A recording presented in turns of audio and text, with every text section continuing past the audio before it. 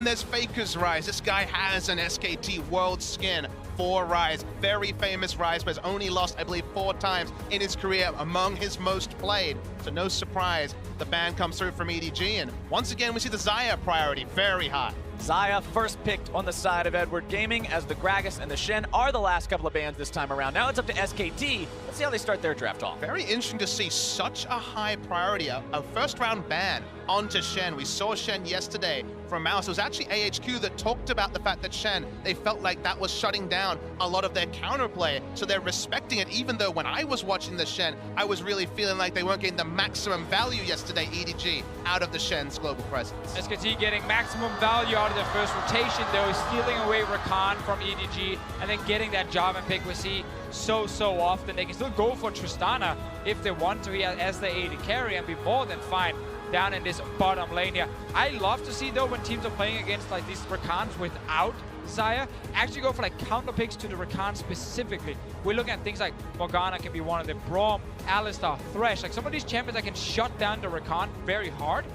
Not in this game, though, because, you know, Janna Lulu Art Sensor is a thing, so it becomes just the safe Janna choice. Well, the Janna picked up, that means the bottom lane is finalized there for EDG. Xayah plus Janna. Then you've got the Rek'Sai in the jungle. Meanwhile, SKT, they're going with Jarvan most likely in the jungle and the Rakan Twitch bottom lane. And that's also where the Janna gets more value against Jarvan specifically. We saw it in the last game with C9. Like, you are this Jarvan here, you want to EQ combo into a fight, instantly you get ulted by the Janna, you're out of it, and you're actually not adding a lot of value there. And I think the Twitch is a nice pick here. It's not a big one for Bang. Prey, certainly a famous Twitch player, but Bang, in and out in terms of his champion pool. I like it because you see Rek'Sai and you're like, well, backline threat is not there in the first 3 picks. You're feeling very safe to lock in Twitch. Pass-through damage will be a thing, whatever is locked in for the next 2 picks for EDG. So Twitch has been situational so far at Worlds, but I think it's going to keep rising in priority. And as expected by what you've seen so far in the first part of the picking, the banning in the second part will reply in kind, as the top laners are being banned out by SKT, Renekton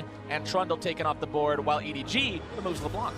Smells like Cho'Gath suddenly coming in for Huni, and then they can last pick mid for Faker against Scout to make sure they have basically lanes or solo lanes that can handle themselves. They don't actually necessarily need a lot of help in case you want to play around this bottom side where your Twitch is already sitting. So with the Trundle ban, which is one of those Cho'Gath counters, we can see what sadly I've not seen actually so far at this tournament, but obviously Huni loves to play this champion in top lane. And there's different weeds that people will have. Other teams that play around their top lane that don't have Faker in the mid lane might lock in mid here to potentially flex the Jarvan, but SKT does not play top lane Jarvan with any regularity, so they're happy to go Cho'Gath, one of the dominant picks we've had so far at Worlds, and now Scout has to blind pick for mid lane. And we also need some magic damage from EDG, so Lucian should not be an option for Scout, even though he loves to take that champion.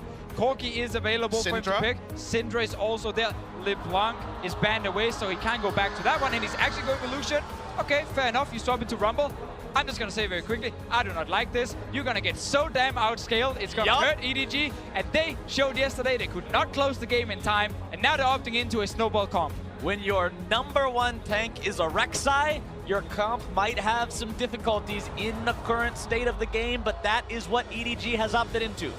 What do they want to play against the Lucian? They've banned away LeBlanc and Cassio, we see it often. Will it just be a farm lane, and a farm lane that can go? Certainly Araya. If you checked in at MSI, you'll remember that Faker had struggles in this match. He's played it subsequently, he's been just fine. They're going for Orianna, they're going for scaling, and I see you rub your hands with the Deficio, because there's a certain time reader, around 25 to 30 minutes, where you only look at SK Telecom. And I'm looking straight at Clearlove on this Rek'Sai. Now Rek'Sai, good early clear, can gank in the early game. Clearlove is a player who's not been performing at Worlds. This is the game for him to prove every single hater wrong, because he needs to be so active in the early game, shutting down multiple lanes on the side of SKT in order for EDG to get a big enough lead. I mean, it probably has to go Warrior, even though there is no front line. He does not have Rise Instance there. He does not have the Twisted Advance. There is damage in the lanes, but not reliable CC, so he managed to do it in the LPL Grand Final with the reverse sweep. His experience came in a trump in front of his home crowd in Wuhan. He needs to do it again. But you've got to be so careful, Papa Smithy. You end up going with a warrior on this Rek'Sai. All of a sudden, you have 5 members on your team that make a delicious Cho'Gath burger, and he is going to just go to town with those feasts. You can build a Cinderhulk and a Warmog. He's got no front line ADG. Sorry to say, Rek'Sai can only do so much. This is definitely a game of timers for Edward Game. You can hear the crowd roar. They are ready to go. They want to see an EDG win here. You can see the signs. You can hear the cheers. This is the game where EDG could tie up their score, but SKT is going to be a real hard opponent.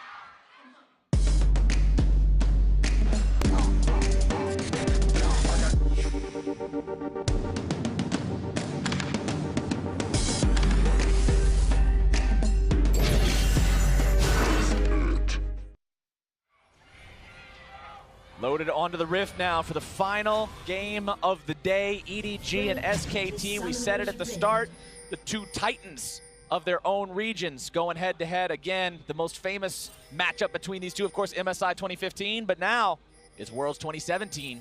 Let's see what they can do. And I want to talk very quickly about the Rumble and the Lucian, the very last rotation here for EDG in the draft. I think they actually said, you know, step away from what is the ideal composition and say what are the best comfort picks available. Mouse's Rumble is actually very, very good, and he's able to have a lot of impact in mid-game teamfights with it. And as we said in champs like Scout's Lucian, it is one of the go-to blind picks for him. So they simply said, we could go Gnar here and just a normal AP mage in mid and actually have a better comp, in my opinion. But they're like, nope, go for comfort. That's how we beat SKT. And you need to give comfort to Scout, because again, he's against Faker. Faker was interviewed before he came to World and said, is there any special preparations for facing against an old teammate? He said, no, it's just going to be another game. You saw him in the previous match. There is still a single no. He does say that losing to an ex-SKT member would bring him down. Wasn't going to be brought down by Impact yesterday. It's on Scout, and he's starting Cull against Faker, which already feels like a confidence play. That is pretty audacious. And remember, like we saw with Cloud9 versus SKT, you try to do anything tricky against Faker, you're likely to have it turned around on you. The man is considered the best for a reason, so keep your eyes on him as this game goes on to see exactly what he can get done in that mid lane, as we've got pretty standard starts coming out in the jungle and pretty much everywhere. Yeah, we also see that call pretty often in the LPL, even from Scout as well. I don't even think it's too risky specifically. Yeah, you lose a bit of base HP compared to like a Doran's Blade, but the sustain is nice, and the damage is there. Scout with some nice early trades against Faker. You mentioned how Faker has struggled historically in this matchup. Well, maybe he hasn't quite learned all the ins and outs of it just yet, or maybe he's setting me up to be wrong yet again. We'll have to see. We are only at level 2. And sometimes we have to be specific with Faker. Big calls. There is a history. Big predictions. There is a history where he struggled in the matchup. He has been able to circumvent it subsequently, but it was against a Chinese team at an international event, so it goes right to the front of your memory. And it's cool to see Scout, even with all the intangibles, playing aggressive like you should in the matchup against Ori. And again, we're also looking at Clearlove. He needs to be active early on. He needs to be successful. He wants the first gank. Let's see if they can find it. Flashing to the knockup. One to Faker is going to be taken low. Scout still looking to find the damage. One more auto attack might be able to do it. First blood for EDG! And what a start! Scout in the mid lane with Clearlove getting a kill on to Faker. This is exactly what EDG needed in order to snowball this game. And the crowd are going wild. They knew what to expect, but we know that Faker will always step forward. He will not be denied. That time, it was to his demise. Everything was shaking in here just for a moment as soon as I got that kill. Let's see the replay. It's a nice gank from Clearlove, and then after the flash from Faker, he just follows, and then we just see Clearlove step out of tower aggro. Scout knowing he can take one more tower shot. Cannon Minion almost did him dirty there, but he was able to live through all of it. Very nice confidence play. Jia able to do it against SKT mere months ago. Now it's on Scout. And this is what we mentioned in the intro. A team like EDG, they can get an early advantage. They can get some of these kills early on, and they need them so badly, because we know the SKT late game with the draft and with the players is amazing. So you do not want to go there if you're EDG. Almost feels like the Janna is wool over your eyes, because otherwise no relic shield on their side. As we see it engage. Nice trading coming out from the EDG bottom lane. Bang gonna be losing about half of his health there. The Blade Caller finding the root to allow that little bit of extra damage from the auto attacks on the end of things, as now Peanut looking around this mid lane. Definitely beat 3 pushing lanes for EDG, and only Peanut to punish them Counter ganks would spell his demise. No flash up for clearlove. We should mention both flashes used to secure that kill. So we're watching Peanut looking to come from behind. He has not been spotted yet. And there's been no camp on the bottom side, so EDG probably does not expect Peanut to actually invade there. They're gonna get surprised now. iBoy gonna be the one who's jumped on. Wolf starting the fight off. Peanut wants to come in here with the flag and drag if he can. Root comes out onto Bang. iBoy still looking to get out, but not quite yet. Barrier is down, but he still walks away and survives with his life. And that's why barrier heal has become so common in what is usually very defensive bot lanes. It's not even single-digit HP. He lives with over 250. Barrier and heal is a massive injection, and SKT, even waiting for the engage, wasn't enough. See around mid lane, clearlove is here again. It is Operation Feed Scout. Shut down a Faker all in one fell swoop, waiting for his moment. Faker has enough mana to still respond to this. Close Scout. to full HP, no summoners. Scout is trying to force him, corral him into being closer to that Raptor brush. Or Raptor camp, I should say.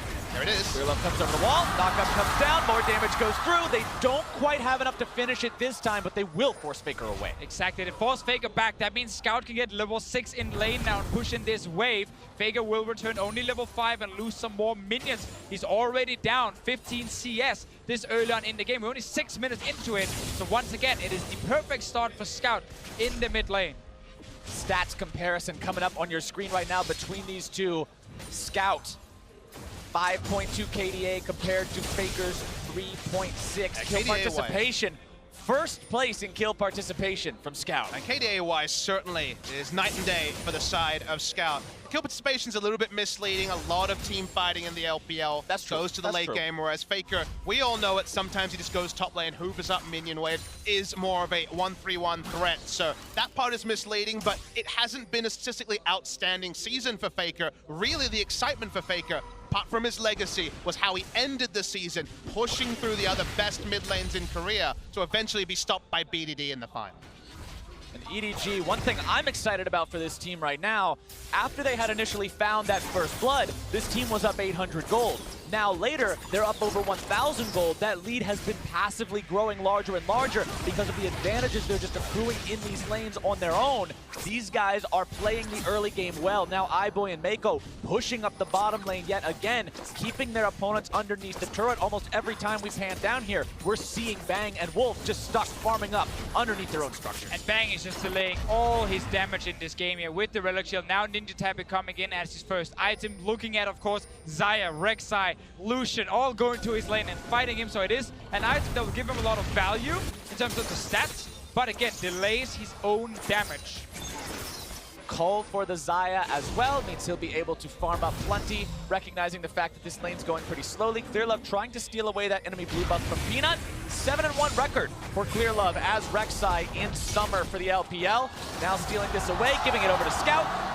Exactly what they need. And it was fun because when clearlove, rejoined EDG here and started really finding success with these guys in the summer split once again, Rek'Sai was one of the champions he used very early on when almost no one else around the world was actually playing Rek'Sai. But it's such a signature pick for him because he's not the kind of jungler who wants the big flashy mechanical plays. He needs some consistency, some steady champions, and Rek'Sai, it is so consistent what you can do with these games. TP coming in from Mouse. EDG wants to make the play onto the SKT bottom lane. Heal going to be used. Wolf escaping for now. EDG commits a lot to this. They've got 5 men bottom lane, but they can't find any kills. Summoner spells expended by the SKT support. Gets him out safely. They want to stick the landing and actually take the turret here. Otherwise, it's going to be obviously a big misfire for them. You should have communicated to Mouse there was no summon. There was summoners up, sorry. The side of SKT, so not able to push them down. And Wolf and Bang feel confident enough to return. The turret is close, but it's not down yet. iBoy going to return some fire now onto Bang and Wolf. Gets the blade collar, but only with a single blade. A Scout going in onto Faker, going to be Shockwave, but the culling still comes out. The heal's going to be popped. Faker trying to get himself away from this and does do so. Scout not afraid to play aggressive at all now. He knows he's going to win that 1v1, and it's a position he's often in the LPL where he can play so aggressive in the lane. Scout is the kind of player who loves to invade into the enemy jungle and find someone to just skirmish him. He often doesn't really care about the vision or where the enemy team might be. If he can find one guy to duel, he's going for it. Yeah, his first thought is to fight, and in a game like this where that needs to be their game plan, they need to keep snowballing. It's not the worst sort of weapon to have on your team. Clearlove, like you say, with the reliable ganker and plenty of follow-up damage from Scout to follow that. See Clearlove pathing around bot side. The earlier they can take this turret, the quicker they can start rotating and playing around Rumble's earlier power spikes. But Huni in all this madness has farmed up consistently. Exactly. And Cho'Gath, we know, will be the monster in the late game, and it's not the same for Rumble. After things like the Locket was used all the time, Redemption came into the game as well, and people started getting a lot of access to very easy shields. Things like Rumble had a harder time being super valuable in the late game, because when you lay down that big ulti, which is your main thing you're bringing to the team, and you just see a Redemption and a Locket coming in saying, well, that damage is kind of gone, Rumble loses a bit of value there. Scout going in yet again onto Faker, this time not having the best of trades, only pretty much breaking even, but a nice shield from Mako to help make sure he's fine against the retaliatory damage there. It's actually really big for SKT to be able to steal away the blue buff to balance what EDG was able to do stealing their blue. Notice that Faker went for a respectful Seeker's arm guard first. His mana costs were going to be an issue, so just picking up the blue allows him to just passively wave clear and not actually lose turret HP if he was denied that pickup. Clearlove looking around here again, seeing if maybe there's any opportunities for anything. He does have the Cinderhulk completed. I want to go ahead and bring that up because we were talking about the jungle item differences earlier. He is going to be that main tank for the team. He knows it, and he's got to get as tanky as he can. And I think you should focus on what it brings him early. It lets him turret dive with the HP. It's much more about what he can do in terms of how aggressive he can gank rather than what he can do in the late game with the Cinderhulk. Highboy and EDG taking down that first turret there in the bottom lane. Scout looking for Faker yet again. Popping the Bilgewater Cutlass, flashing away from the shockwave. Might still be looking to find some more here. The culling coming out as Peanut now going to be taking the brunt of it. The ulti, but the charm and the counterattack is down. Clearlove's forced to flash away, and EDG will not find success this time. Fancy moves right there from Scout, and I gotta say, I'm not a fan of Faker even taking that fight in the first place. He's going with this build that's very, very slow, and he actually just baited in his own jungler and support to come and help him. If you're Faker, you just want to wave clear. Never try and 1v1 the Lucian this early in the game. I mean, he had first roam from his support, so I think he just saw blood in his eyes. That time, it was never going to be there. Like you say, the items weren't there to complement it, but we saw Highboy and Mako sticking together. Wolf made the first roam, spared any blushes, but still, the CS lead exists for Scout. And now EDG gotta make a decision here. Do they want to go top and try and get another tower, or do they want to go bot lane, push out the lane, and secure Mountain Drake? It looks to be the call for more turrets. Simply saying we need the outer turrets gone, we need more gold, so Scout can become a split pusher. And the immediate gold is really what I take away from your point there. Rumble wants to get the first item, wants to get his power spikes going with the Liandry's. The Mountain Drake really represents a later game win condition they're not looking for at all. So making this rotation compared to, say, Reckless, for example, returning to bot lane, is just different priorities for the side of EDG. And I really like going for the tower. Sure. Because again, Mountain Drake, while it is nice for you when you're going to kill objectives later, you need gold because you want to be an item ahead of SKT. So when they're trying to fight back, when Baron spawns, you just win that fight straight up by being so far ahead. 1300 gold is the tune to how Faker's down in the mid lane, so at least that's working out. But you can see the counterpoint is that Cho'Gath has largely been unheralded.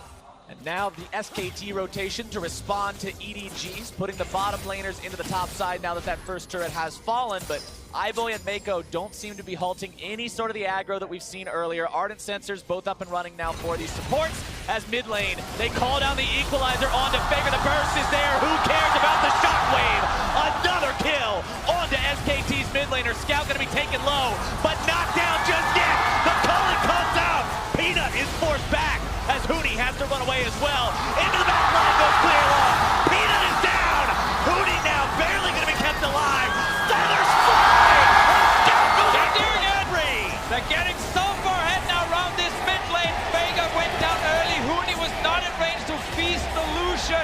And then suddenly, the rest of EDG just tower dive. They're not going to stop either. They're going to keep pushing. Twitch stayed in the top lane. Everyone from EDG were going to commit to the turret dive. Faker did not have flash. The Feast was not even able to get a trade kill for Huni. And the mid lane is in complete shatters for SKT. This is not what people were expecting from this game. You never head into an SKT game expecting Faker to be the one who is constantly collapsed and just taken down. We commented on how Cloud9 tried this and failed. EDG is doing it with spectacular results, but now they've got to be worried about their own top laner as the reinforcements arrive. Faker keeping himself alive with that shockwave. Mouth's going to be taken very low, but Huni is rooted up, locked down, and pushes a one-way ticket back to the spawn platform. Huni just got denied again. He's so close to be able to feast someone for the kill, but then the CZ comes in. I love this play here. No flash on Faker. Instantly Mouse committing everything to take him down. And now Huni gets enough damage to actually kill the Lucian, but at the very end, the knockup from Clearlove prevents the feast from the Cho'Gath, and now we get the tower dive. And the tower dive here, we talked about what can you do when you have a wreck site this early with Cinderhawk. Dive turrets aplenty. Wolf tried to spare the blushes. Twitch was never gonna get there. EDG, you said in the draft division, I don't like it. And based on what we saw yesterday, you were vindicated. Everyone was right there. All the armchairs were there, right there with you saying, don't like it either. That's not the EDG I saw. They can't close from the early to mid game. They haven't closed yet, but their understanding of how aggressive they needed to play is really heartening to see. They've done everything right here in the early game, and I just want to give so much credit also to Clearlove, the man who's been criticized so often for his performance on the international stage. One of the best players of all time, if not the best player of all time in the LPL, is now showing up here in the early game on this Rex. I've been involved in almost every single kill. It's been around the mid lane. The Scout was picking up basically all the gold, and that is perfect for EDG. And Clearlove playing here in his hometown of Wuhan. The man is from this place. That's part of the reason why the crowd is so insane for EDG. He is doing them a wonderful service right now, having an awesome game on this Rex side. The 1-0 and 3, part of all but one of the kills. The only man doing better than him is, of course, Scout, with full kill participation on this Lucian. So let's take a deep breath. EDG, massive driver's seat in this particular game. But what do they need to do next is the question. And honestly, pushing Vision into both the top and bot side, the blue and red side of SKT, is what we need to see EDG doing. Too often in the LPL, you can see them make aggressive plays when they feel like they're ahead. Certainly ahead, 5,000 gold, but that gold lead could start to get smaller. It gets less relevant as the game goes on, so continuing to snowball with smart vision is what I want to see from EDG. And it's interesting they're actually keeping Scout in the mid lane for now. He's far and away the strongest member on the team, and normally you want to put him in the side lane, but they're saying we can take the tower with just a Xayah and then secure Rift Herald. Once the outer turrets are gone, then Scout can split push. Let's see what happens. Bang trying to start the fight out onto Scout here. Nice flash over the wall, staying alive, avoiding the recombo.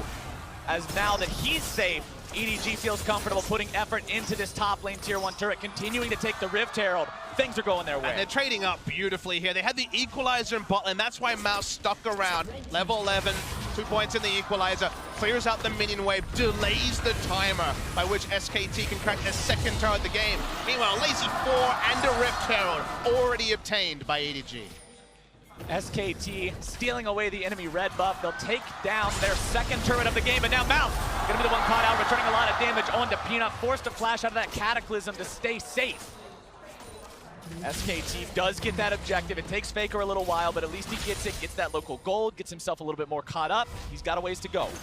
And the reason we pointed out much earlier that SKT is the kind of team where you can get these early leads against them. Here. Oh, actually. Bang, finding himself getting cold pretty quickly. Scout's not going to chase that one any further.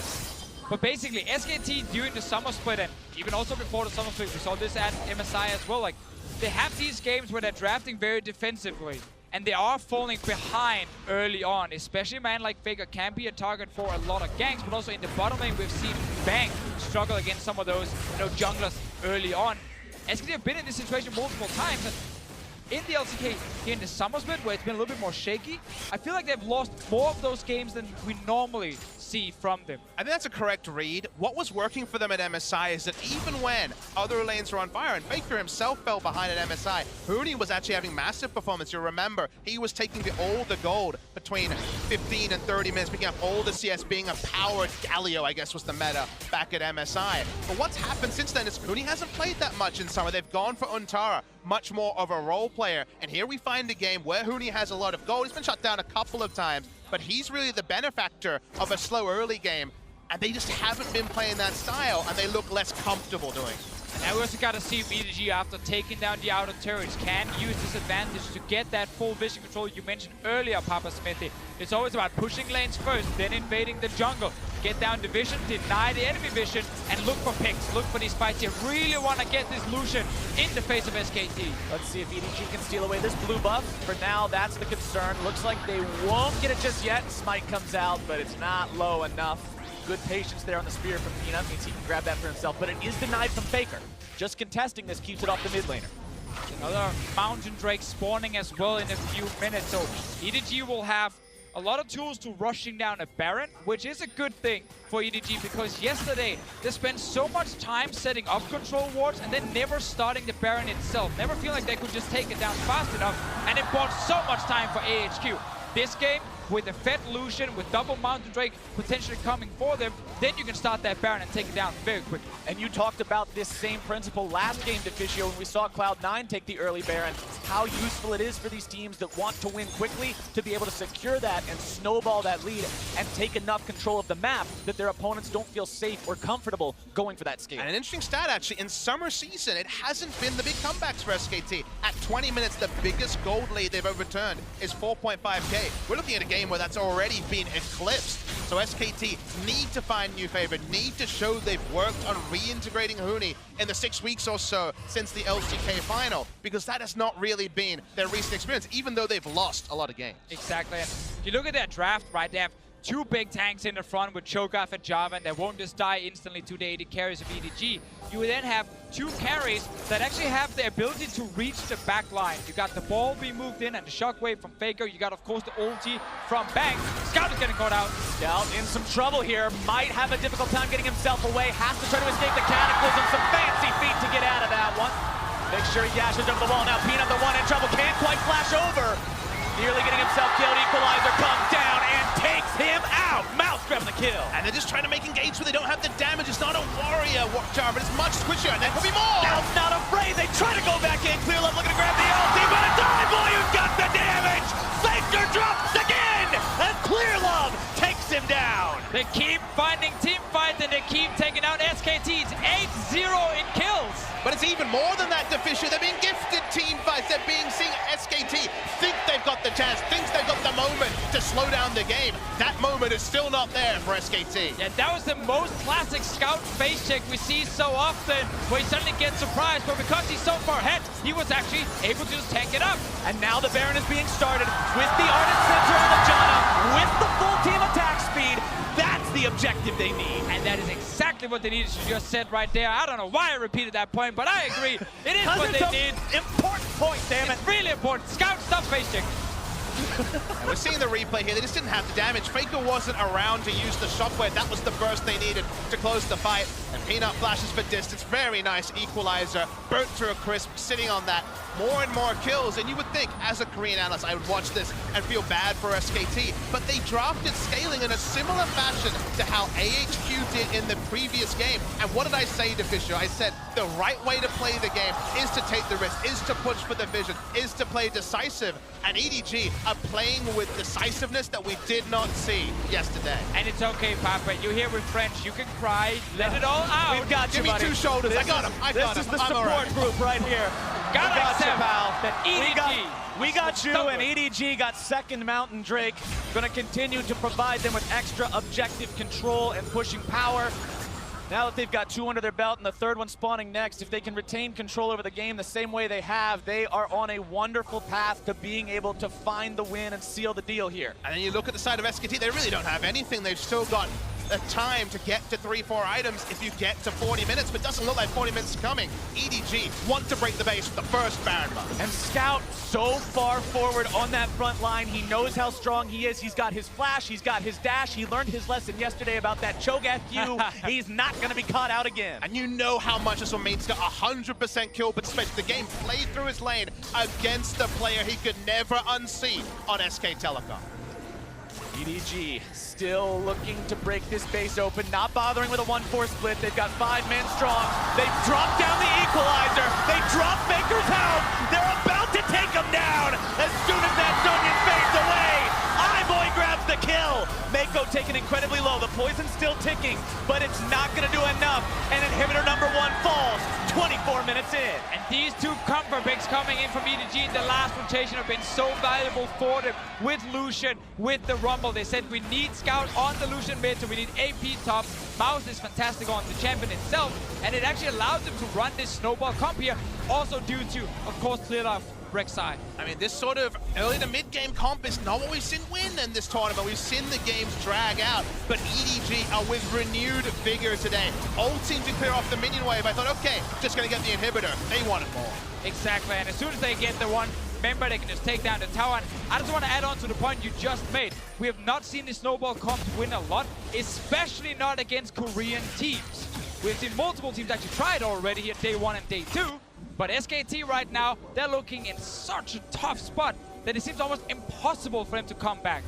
They're down over 9,000 gold, 25 minutes into the game. You can see the amount of blue side wards down on the SKT side of the map, showing how far forward EDG want to play and want to push. They've got everyone hanging around this top side. They want the top lane tier 2. SKT will look to defend it, but it's going to be hard. Ulti traded back and forth there. Shockwave for that Xayah ult. But now can EDG force the push any further? Scout going to have to dash backwards after getting caught out by the Rupture. SKT hold the line for now. I think SKT lose the perfect team, but they don't even have Infinity Edge on the Twitch yet. When they make their last stand, the items are not there. And it just feels like we're waiting for minions, waiting for cooldowns on the side of EDG. Because SKT, the cupboard's bare. Such a difficult situation for the LCK representatives to be in. We talked about how these two teams were titans from their region, how there's a history between them. And right now, EDG is looking to add one hell of a page to that history book. SKT still with 0 kills to their name. They lose their 6th turret, and it's EDG knocking on the top lane door. What a turnaround for EDG here. What a confidence booster as well. You lose to AHQ in that last team fight yesterday. A team you played against so many times and know so well. And then, of course, you face your old rivals in SKT again, and you actually win it. You know what the best thing is, Deficio? Do some quick math. If we do see EDG win this game, every team in this group is 1-1, and we are no closer to knowing who will get out. Everyone looks at SKT, gets the mind back to all their worlds win, all their LCK wins, and fills in first spot. SKT were not undefeatable in summer season. Sure, they picked it up at the end, but they had that big phase where they couldn't work out a patch and just fell again and again and again. You can cast your eyes and see some important items finally inch towards Infinity Edge. Even the Executioner's calling to deny something like the Redemption, and also the Janna Monsoon is there, but it's still a deficit to the tune of 9.6k gold. And SKT team fighting out of this would be another story, another development, because it's damn hard. And SKT just don't have the gold to get things like Redemption and Locket just yet, so this Rumble is really, really effective when he's landing the Equalizer in the back line. Very little magic resistance or shielding to really save Faker or Bang. EDG continues the push. They've got 1 turret left standing outside of the SKT base. They're looking to take it down now. Scout backing himself up as he does get silenced. Shield onto him as he is playing the role of the front line this game. Both Baron and 3rd Mountain Drake will be live in slightly over a minute. And when you're missing that clear front line, what you need to do is be able to run aggressively towards the enemy team. And that's where the Rumble can come down behind the tower and then set up the rest of EDG with Clearlove chasing at SKT. To me, when I start to think of how could EDG lose a fight, it's not keeping tabs on Twitch and turret diving, being surprised by his damage. If they see Twitch, they'll know everything they need to potentially take down SKT. Waiting on that last big engage. If they win a fight here, the game is completely over. Culling comes out. Look at the base of SKT. It's being absolutely ravaged by these super minions. Nexus turret number 1 almost already down. EDG continuing the pressure here in the bottom lane. Scout says, I don't care about the minions. I just want to put damage into this thing. They see Orianna. They don't need to play as respectful. They have control wards. If they wanted Rek'Sai around the left, it's around the right, though. That's going to be a turret. It's time to pull the trigger. They do so. They grab the turret. Now they can move back to the Mountain Drake. Then they can set up for Baron Vision. The path is clear for EDG. They'll take down the Scuttle Crab in these last remaining moments, waiting for that Drake. They're getting a 3rd Mountain Drake. They already got the 1st Baron. That was huge for them to actually get a bigger goal lead. They're saving the Drake for now. They got two already. Bang is hiding. He's coming. Bang looking to come in. Here comes your initiation. There is Oh my God! Baker Shockwave will find them all. And SKT, with a hell of a response, will take down 4. They did it! They fought back from a 9,000 gold deficit and won a team fight against all expectations. Rumble could not get the perfect equalizer because in half a second, everyone's health bar exploded. One mistake, and a team like SKT will punish you and they will take it all.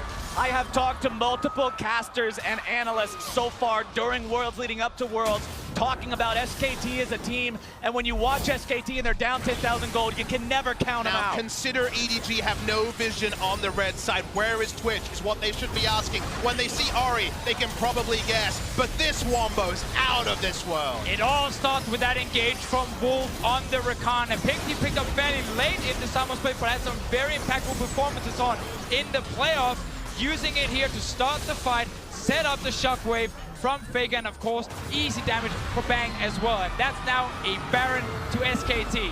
From 11,000 gold to 4,000 gold, SKT bounces back. And right now, EDG wish they'd just taken that third Drake, recalled, gone back to base, reset the entire map. But sadly for them, they walked into the mid lane and SKT were ready. And now we've got that point where you've got to worry about the composition difference because SKT has that scaling comp. They've got that big front line. I mean, you just put your eyes into the items on the right side of your screen. Death Cap out of nowhere. Second Zeal item completed for Bang, who was smarting, what, 5 minutes ago without even an Infinity Edge. That's turned into 2 Zeal items. And these are the item points. This is the timer post 30 minutes where some of those prophecies from pick and ban suddenly look eerily surprising. But man, the way it got here, the turn it took, was basically a horror film for any LPL fan. I mean, it's been a fantastic game to watch so far here. And the fact that SKT are now hitting the late game, meaning they have the stronger comp, is fantastic for them. They're hiding in this little brush here. Seeing if they can find the pick on the Huni who pops the Righteous Glory, but there's no way out of that. Bang shows his face, but not really an equalizer. Equalizer comes down. Both redemptions going to be overlaid like a Venn diagram. Not a lot coming out from either one of those. Peanut now going to be the target. SKT may be in a tough spot. Scout looking for more. Has to be very respectful of what Faker can do. I like the play there from EDG. Hide in the brush here to get a kill to try and stop the Baron bot team from pushing. Bang still got ulti. 25 seconds on Huni with TP ready. But you see the pauses they have to take now. Suddenly, you can't face check the Death Cap Orianna. Suddenly, you are respecting the Twitch. So Relentless Aggression could have happened after a single pick before that fight. Now, respect is required. And you mentioned some of the offensive items before here, Papa Smithy, like Death Cap. I just want to go back to the Locket and the Redemption. They were not there before when EDG were snowballing. They are here now. So SKT are able to stop this Rumble from having the same impact in team fights, and no one is really dropping low when EDG are starting fights anymore. And that's kind of the scary thing is Locket plus Redemption equals a sad Rumble. Unfortunately, even adding on items, that is just a natural counter that was added into the game a couple of months ago. So SKT maybe need to stay grouped. Maybe they can't rely on Huni, not have all those isolated deaths, but they are in with a fighting chance. And you also got to feel a little bit sorry for EDG and the Triple Mountain Drake, because the value of these have now basically disappeared when it comes to winning late game fights. You've already gotten most of the objectives you needed. That second Baron respawn was supposed to be where EDG cashed in on having multiple Mountain Drakes just rushing it down. But they lost that fight. They're not getting any scaling from it either. So it's all in favor of SKT at the moment. How quickly the tides can turn. All it takes is one incredible team fight from one incredible team with one incredible Shockwave. And now they are in full control, pushing up into the base of EDG, wanting to claim some inhibitor turrets of their own. They've got Huni in the top lane, everyone else here bottom side, seeing what they can accomplish. Baron will be active for another 45 seconds as EDG has just seen a complete change in attitude from Scout being on the front line, constantly flexing those muscles, shooting whenever he has a chance, to now having to play back behind that turret. Comp can't deal with the 4-1. Cho'Gath and Rumble. Cho'Gath laughs in the face of Rumble. At this point in the game, he's going to take a free outer turret, the biggest factor. Philip wants to make a play on the floor. Love goes in, looks to find the flash into the knockup, but now it's going to be Scout who's in some danger. There comes your finish. And Bang down! There was that too! They get the support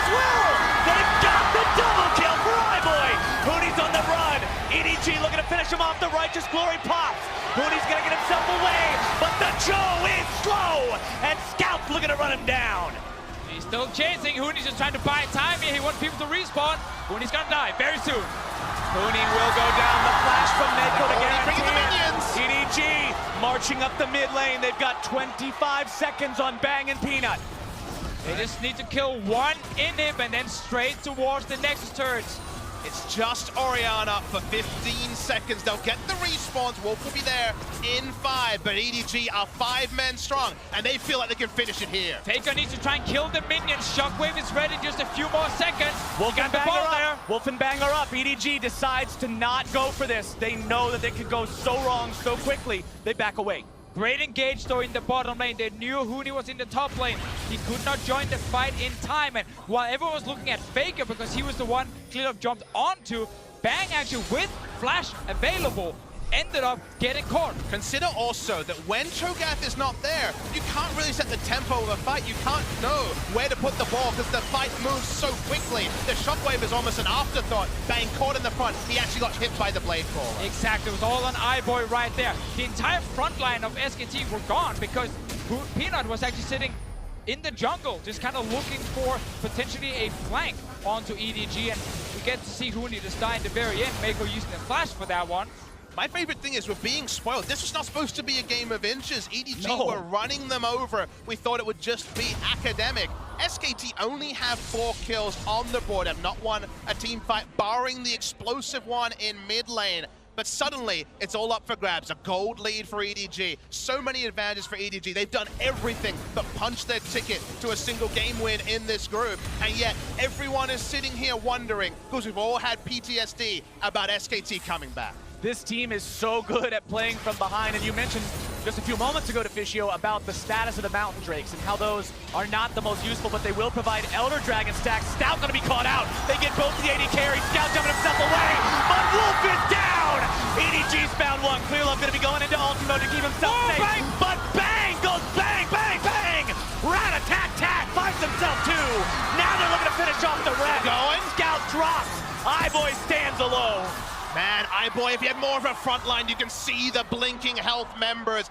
Bang chose his moment, popped out, and the squishy members of EDG were taken down. So often, it is Scout starting fights. This time, once again, face-checking. But I know I was guilty of seeing the start and thinking, maybe this one, they would win. We all saw it right there, equalizing the choke point, Wolf dying early, but that's where the problem with all these squishy members comes in for EDG, because Bang's ulti will always go through almost all of them and deal so much damage. Now, yesterday we saw it twice. Scout is caught on Lucian, game ends. He's caught here, he gets equalized, but remember, he gets Shockwave, but doesn't matter. Equalizer comes in, but Bang is not there yet. He's not using his ult yet. He pops his ult and silence into 3 shots, and goodbye. 80% HP for 3 members. Very well done by the SKT AD carry. And now with Scout only just respawning, SKT goes to the Baron pit. They look to claim the objective. EDG has no way to contest. This is a double super buff SKT team.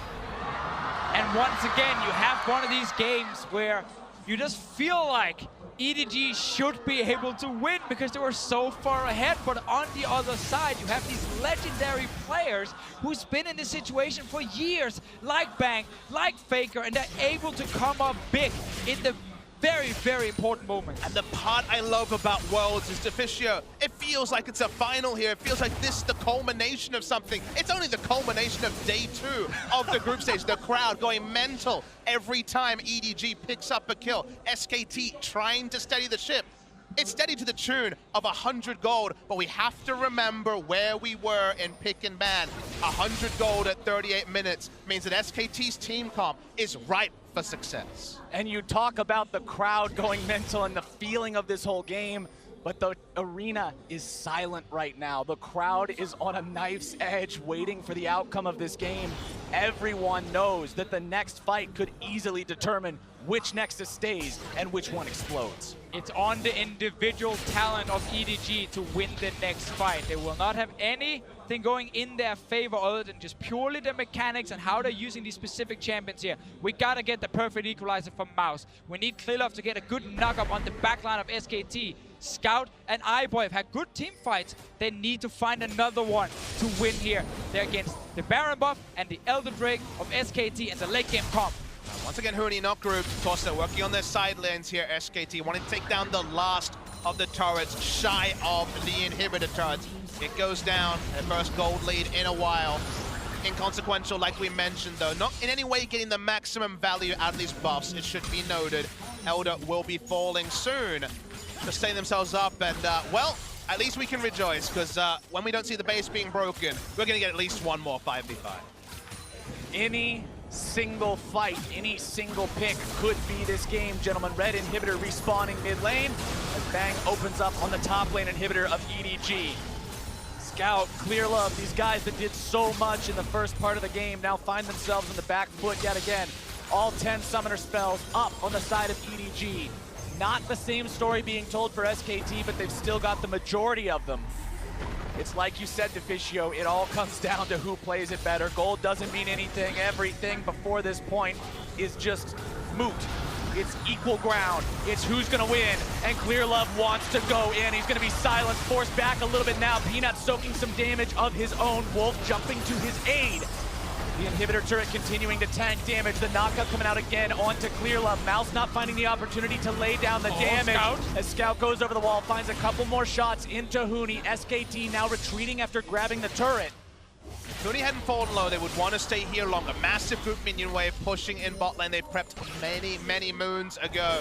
Huni will, with the war marks though, be able to, out of combat, get that health up. Bang, of course, does not want to ult to try to take down the inhibitor. It's still going to be a bit of a seesaw, but look at that minion wave in bot. Scout getting himself away from the rupture. The minion wave bottom is going to be an issue here soon. EDG holding on for now, but who will they send to deal with that minion wave, if anyone at all? Inhibitor taken very low. Bang still invisible, now shows himself. That means EDG knows exactly where everyone is, but it doesn't look like they're going to be going for the fight just yet. Culling comes out, but to no real effect. Faker going forward, wanting to find that shockwave, instead gets the ult for ult trade. SKT will start to move towards mid lane. That will relieve pressure. Humble will be able to clear out the minions in bot side. But they do lose their inhibitor. It was unfortunately a seesaw where there was only losing options for EDG outside of a miracle outplay on one side or the other. Again, we get one of those moments, or maybe not. Oh, Clear Love could be in some real danger. Has to flash away from the cataclysm of Peanut. SKT now looking to run these guys down. Can't quite do it. Clear Love's got the tunnel. And that one was very big for SKT because the main engage of EDG is Equalizer, and then Clear Love flashing in, knocking up someone in SKT's back line. That is now gone. And just to be clear, that basically means they don't have initiation. That is about as situational as can be. The moment you're laying down the equalizer to slow people, you are losing massive value out of it. The early game plan where they were forcing SKT on their turn, initiation didn't matter. Now, when the game has become line ball, those few tiny mistakes they made, that one team fight in mid lane, and the team comp really doesn't have the answer. And that's what we said in Champion Select, that EDG had some fatal mistakes on day one, and every one of those windows that you even leave cracked open, SKT is gonna kick wide open. But let's be clear, take the advantage. HQ had gaping open windows. The gust was coming in, it was a big breeze, everyone felt it. I put on a jumper. The windows here were much smaller, and yet SKT did SKT things. Exactly that. Huni gonna take about half his HP and damage there. Gold difference over time. You've got a lovely blue mountain range that suddenly dips into a lake of blood, and that blood has been SKT's lead. Has been EDG's lead, excuse me, SKT's revenge as they break down inhibitor turret number 2. SKT are feeling so confident moving forward, hitting the turret, knowing Clear Love can't get onto them very easily. iBoys had some good moves where he actually caught out Bang with his own blade caller, but then he needs to play very aggressive in the fight and exposing himself to a shockwave or maybe to Bang's damage with that ulti from the Twitch.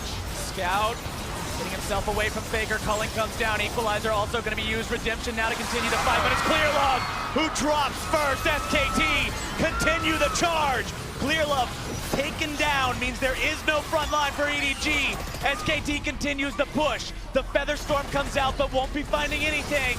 And SKT will look to end the game here. Scout barely getting himself away. Now going to be jumping around. Now going to be brought down. Faker grabs the kill in the mouth. Bang with the killing spree on the Scout. Watch iBoy. And no matter how bad things looked, SKT SKT still looks to finish here. iBoy alive.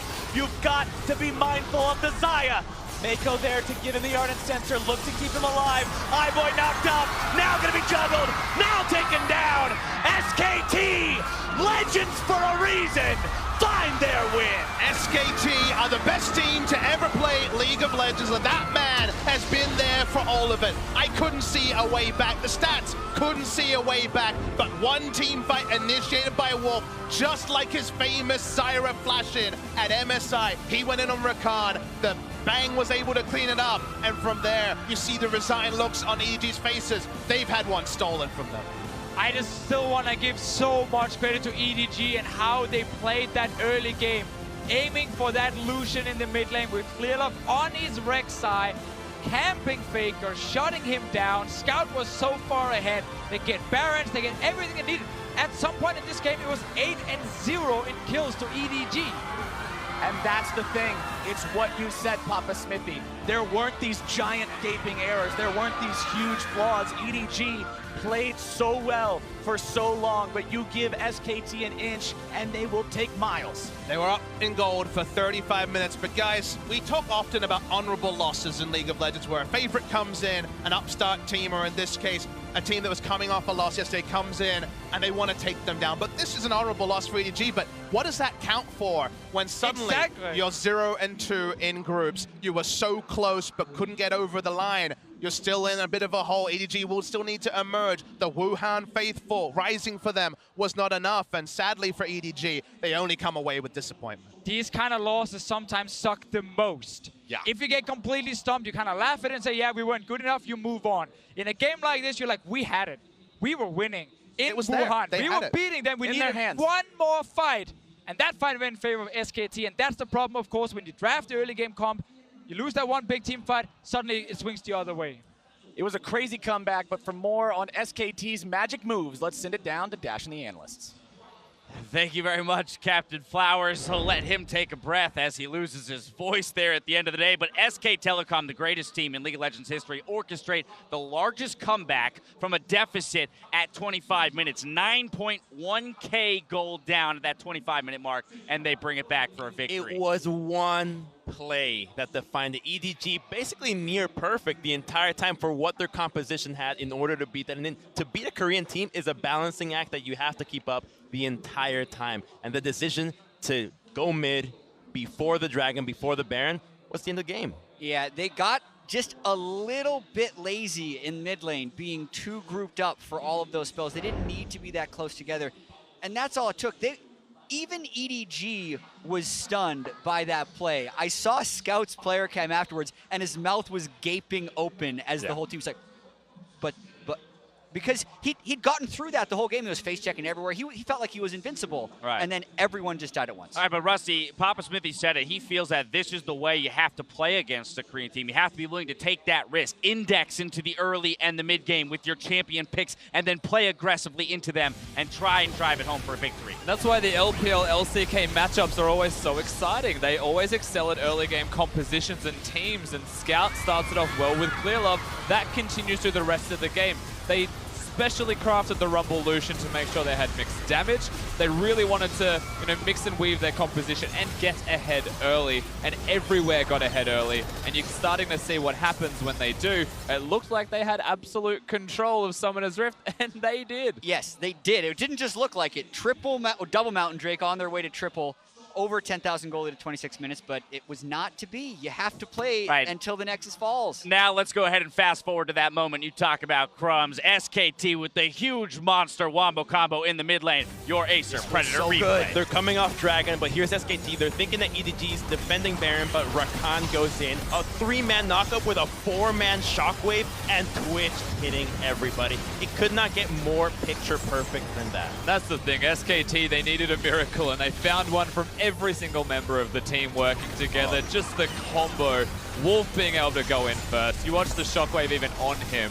They all communicated that, and they executed to perfection. We were talking that SKT, even though they drafted themselves in this hole with the Orianna into Lucian, a counter matchup with a weaker early jungler, they only needed one play. One shockwave, one Twitch ultimate was all it was going to take to win the game. Yeah, and even the damage dealt to champions never equalized because SKT was getting so blasted for so much of that game, and they only had so much health in the team fights that SKT was winning to be able to stack them up. And it kind of leaves you in this place, man, where you have to feel for EDG, right? Given the way they played yesterday to then drop the game to AHQ, and then the way they played the early game today against SKT to lose that. And now they're sitting in the group 0-2. They really need to put together some wins here if they have any shot at getting out. Yeah, and this is so interesting to me because in the past, EDG has been the team that goes boom. Right? They lose a game, and then their mentality tilts off. Clearlove took off a split so he could fix that, and you actually expected them after that devastating loss to AHQ.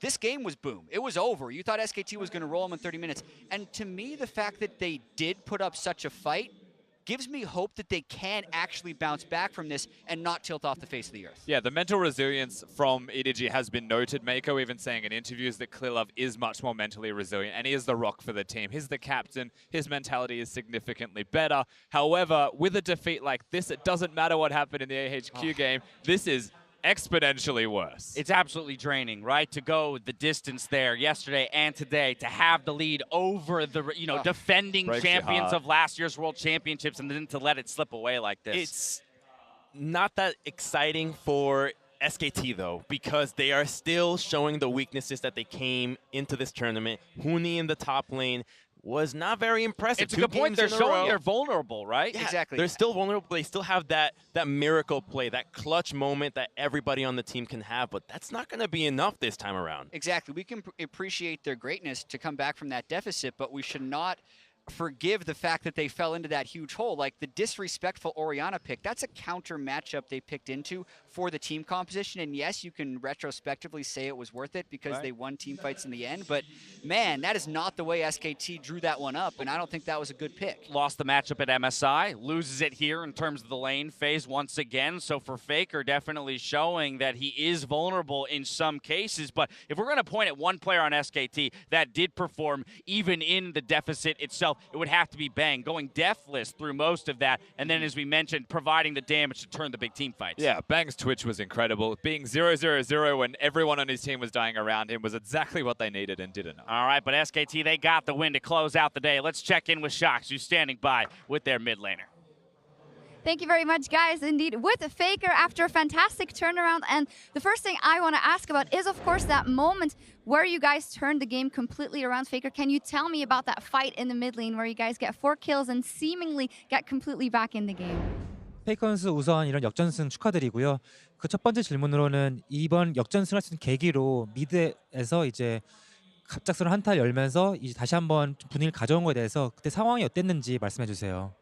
네, 그때 당시에 저희가 많이 불리해서 수성하는 상황이었는데 울프가 이니시를 하겠다고 해서 저희는 일단 이니시를 하겠다고 하면 무조건 같이 들어가주는 스타일이라서 같이 들어갔고요. 그때 잔나가 다행히 한 번에 죽어서 아슬아슬하게 이겼던 것 같아요.